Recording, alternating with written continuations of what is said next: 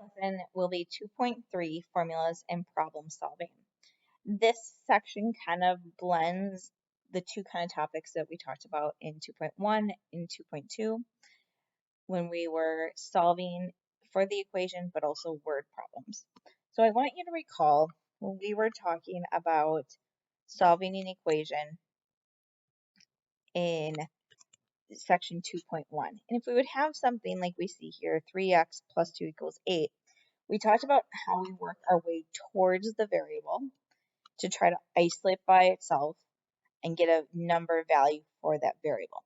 Well, we're going to do we do for this is we work our way towards the variable. So I'd want to get rid of the 2 first, even though the 3 is something we have to get rid of as well. So we work our way towards the variable. And then you see how I do the opposite operation. So if it's a plus 2, I minus 2. And then this is multiplication, so we divide by 3 and we get x equals 2. And we would plug it in to make sure that made the equation true. We do something very similar when we're solving for equations. But you'll notice in this problem, number 1, I'm solving for r. But if you look at the equation, r isn't the only variable. You have d and t. So that's what's going to happen in a lot of these equations is we're going to have multiple variables, but we have to isolate the one that we're asked to. And you use opposite operations to solve. So connecting the r and the t is multiplication. To undo that, you divide. So we divide by t, and it will cancel out on the right-hand side. And you get d over t equals r. And r is isolated, and that's what we want to do. Now, usually we'll see the variable listed by itself on the left-hand side, so we can just kind of change those around, and either one would be okay. In problem number 2, we're asked to solve for y. So that's kind of the first thing I'm going to think about is I have to get y by itself, and what other things do I need to get rid of? You'll notice I need to get rid of the 2 and the 5x. But because the 5 and the x are joined together in a term, I'm not going to divide by 5 and I'm not going to divide by x, but I'm going to bring the entire thing over. And you notice it's a plus sign. So to bring the entire term over, we're going to subtract. So we get 2y equals 10 minus 5x. We can't combine the 5x and the 10 because they don't have the same variables. Therefore, they're not the same terms. Now, to fully get the y by itself, we'll have to divide by 2 because this is multiplication that joined them in. And when I divide, notice I'm dividing every single term. So the 10 gets divided and the 5x. So y equals 5 minus 5 halves over x. And once I have that y isolated, then we are finished with the problem. Technically speaking, you might see the problem written like this, and that uses the commutative property to just switch around the 5 with the negative 5 halves x, because sometimes we want that variable to be listed first.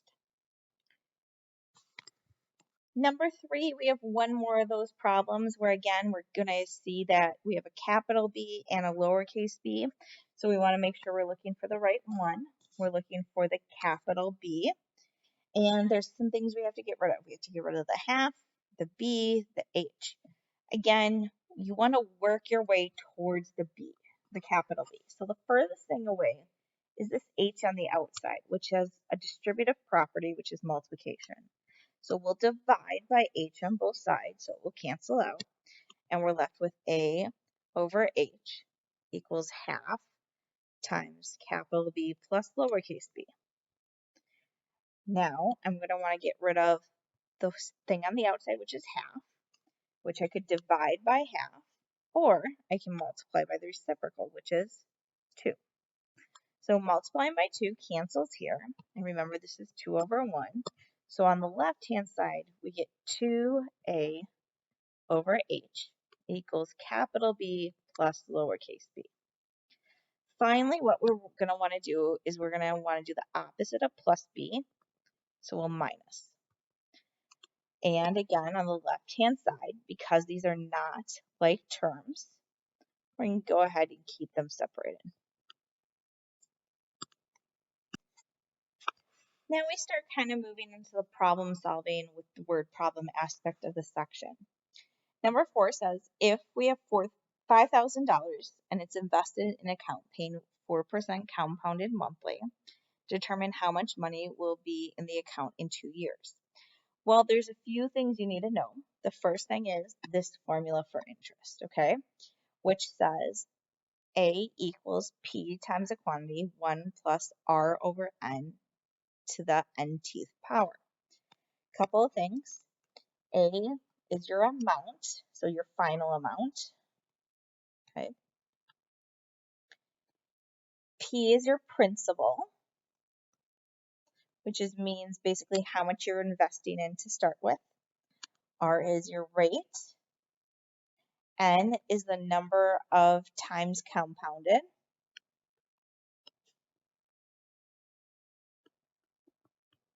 And T is your time. And once we know these, we fill them in to figure out what we need. So this 5,000, this is how much we're investing. This is our principal. The 4% is our rate, and we write that as 0.04. Over 2 years will be our time. And monthly is not our time, but the number of times compounded. So this is N. So when we have this, we're going to go ahead and fill it into our formula over here. I'm trying to calculate my final amount. The principal is $5,000 we're putting in. And we're going to do 1 plus 0.04 over 12 raised to the 12 times 2 power.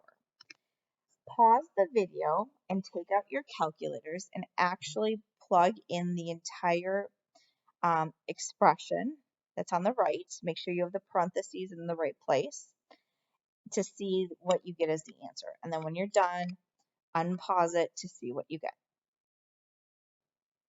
What you should get is $5,415.71. If you didn't get that, recheck the numbers are put in there correctly. If you still can't get it to work in your calculator, make sure you come see me the next day so we can make sure that you know how to put it in. One very common formula that we're going to use has to do with number 5. So if we read number 5, it says, if a distance of 567 miles is traveled at a speed of 52.5 miles per hour, find the time. So take a second, pause the video. If you know the formula, write it down. What relates distance with speed and time is this idea of distance equals rate times time. And you will want to have that memorized. It's not a super complex formula, but it's going to be used quite frequently. So we know that the distance is 567. We know that the rate, which is the speed, is 52.5. And we're trying to find the time. So that's our T. So to break the time from the speed, I'm going to divide by 52.5. So go ahead, pause the video, and calculate the answer. And hopefully you get a value of 10.8 hours.